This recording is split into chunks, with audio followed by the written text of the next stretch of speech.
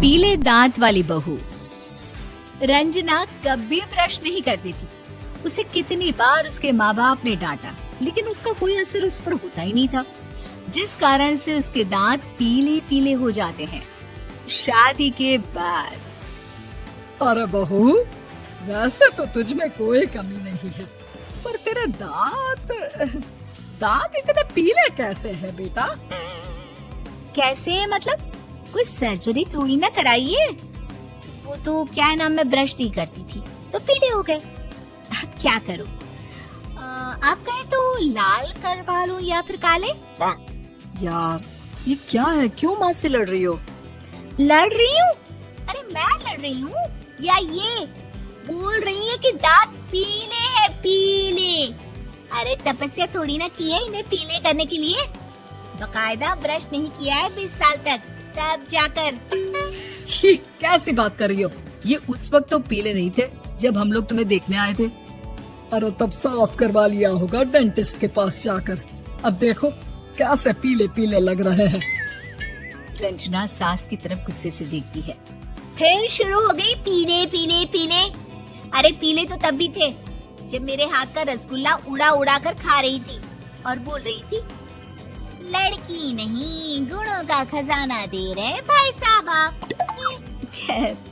अब वो लोग करते भी तो क्या करते, पीले दांत वाली बहू पल्ले पड़ी थी तो झेलना तो था ही। एक दिन कीर्तन में रंजना गाना गा रही थी। अरे कमला बहन, माँ का द्वार है, यहाँ तो सब शुद्ध होकर आते हैं, फिर अपनी बहू को ब्रश भी नहीं करवाती तुम।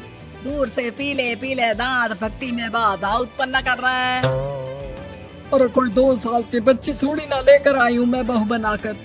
अच्छी खासी लड़की है, अरे कैसे करवाऊं ब्रश? ये तो उसे खुद करना चाहिए ना। अब माँ बाप तो इसके जैसे तैसे निपटा दिए, ये नहीं सोचा कि सास कैसे संभालेगी। सास बहू को लेकर घर आ जाती है, लेकिन सोच लेती है कि अब इसे लेकर कहीं नहीं जाएगी। अगले रोज बहू कहती है, अरे क्या हो गया, मंदिर नहीं जाना क्या? कीर्तन का वक्त हो रहा है। मेरी मधुर वाणी से कान्हा जी जागते हैं और सोते हैं। आप तो जानती है ना उनकी भक्ति में कितना मन लगता है मेरा। वो क्या है ना, तबीयत ठीक नहीं लग रही है मेरी, आराम करूंगी मैं। तबीयत ठीक नहीं लग रही? अभी तो मिथुन के गाने पर नाच रही थी आप, और अब बोल रही है कि तबीयत ठीक नहीं लग रही। अरे भक्ति में मन लगा लो सासू माँ, ऊपर जाना है, क्या मुंह दिखाओगी आप? हाँ? सास को बहू की बात पर गुस्सा आ जाता है। मैं क्या मुंह दिखाऊंगी, इसकी चिंता तो ना कर, समझी?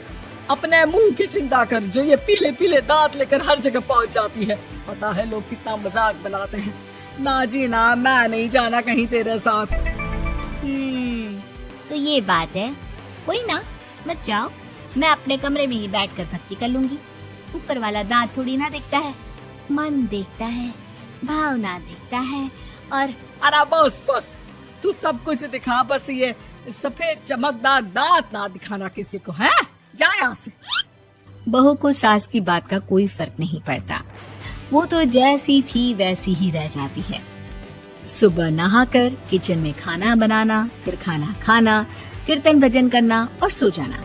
एक दिन, माँ जी मैं सहेली के घर जा रही हूँ, शाम को लेट आऊंगी। हाँ, तो जाना, मैंने कौन सा तेरी आरती करनी है घर पर बैठकर। रंजना सहेली के घर जाती है, जहाँ वो पार्टी में जाने की तैयारी कर रही होती है। अरे शिखा, कहाँ जाने की तैयारी कर रही है? मैं गलत वक्त पर आ गई क्या? अरे नहीं यार, उल्टा सही वक्त पर आई है। मैंने ये साड़ी और ज्वेलरी निकाली है यार, शाम को इनके ऑफिस की एक पार्टी में जाना है। बताना कैसा लग रहा है ये सब? नहीं यार, इस ड्रेस के साथ तो वो वाली ज्वेलरी अच्छी लगेगी। हाँ, सही बोल रही है, मैंने ध्यान ही नहीं दिया। वैसे तो हमेशा से मस्त फैशन सेंस रखती है। तो बड़ा जाती होगी ना पति के साथ पार्टी में। रंजना कुछ नहीं बोलती, बस सोचती है कि यार काश ये बात सही हो जाती, पर मैं क्यों नहीं जाती पार्टी में? क्या इन लोगों की कोई पार्टी होती नहीं होगी? रंजना घर आती है और रात में पति से सवाल करती है, एक बात बताइए, आप मुझे किसी पार्टी में क्यों नहीं ले जाते? क्या आपके यहाँ ऑफिस में पार्टी नहीं होती? पति बेचारा क्या कहता कि दांत पीले हैं तुम्हारे इसलिए। अरे कोई पार्टी होती नहीं हम लोगों के ऑफिस में, तो कहाँ से लेकर जाऊं? और मार्केट, मॉल, कहीं वीकेंड घूमना, कहीं तो। अरे यार सारे हफ्ते में एक छुट्टी मिलती है, तो सोचता हूँ कि आराम ही कर लूं। क्यों? रंजना मन मार के रह जाती है। पहले कभी सास के साथ मंदिर जाया करती थी, लेकिन वो भी सास ने ले जाना बंद कर दिया। घर बैठी बैठी रंजना बोर हो जाती है। तभी उसे आइडिया आता है और वो मायके जाने का सोचती है। सासू माँ, 2 दिनों के लिए मम्मी के घर जा रही हूँ। अच्छा ठीक है, आराम से जा। और हाँ, माँ से कुछ अच्छी आदत सीख कर आना कि कैसे शरीर के हर भाग की तरह दांतों की सफाई भी जरूरी होती है, समझी? शुरू हो गई ना आप। वो लोग आपकी तरह नहीं है कि छोटी छोटी बात का बतंगड़ बना दे। उन लोगों के लिए मैं मायने रखती हूँ, ना कि मेरे पीले पीले दांत। रंजना माँ को बिना बताए उन लोगों को सरप्राइज देती है, लेकिन जैसे ही वो दरवाजे पर पहुँचती है, अंदर देखती है कि घर वाले कहीं जा रहे होते हैं। अब माँ, काश रंजना दीदी के दांतों वाली प्रॉब्लम नहीं होती, तो वो भी हम लोगों के साथ चलती ना बुआ जी की बेटी की शादी में। हाँ बेटा, लेकिन अब उसे कौन समझाए कि उसको उसके पीले दांत नहीं दिखते, लेकिन उसके आसपास के लोगों को कितना एम्बैरेसिंग फील कराते हैं। मुझे तो कितनी बार उसके स्कूल की टीचर ने शिकायत की कि उसके साथ कोई लड़की बैठना भी नहीं चाहती, और ना ही कॉलेज में कोई उससे बात करना चाहता था। लेकिन पता नहीं क्यों उसे ये बात समझ में ही नहीं आती। कोई कमी नहीं है उस लड़की में, बस यही कि दांत पीले हैं। वो तो भला हो जीजा जी और उनकी माँ का, जो दीदी को जैसी है वैसे ही रखा हुआ है। रंजना को अपने घर वालों की बात सुनकर बहुत दुख होता है। वो सोचती है कि वो क्या करे, लेकिन फिर वो सीधा डेंटिस्ट के पास जाती है, अपने दांत चमकाती है और कसम खाती है कि वो रोज ब्रश करेगी। अरे क्या हो गया? तुम तो 2 दिनों के लिए गई थी ना, पर कोई ना, अच्छा है, चलो आ गई तो।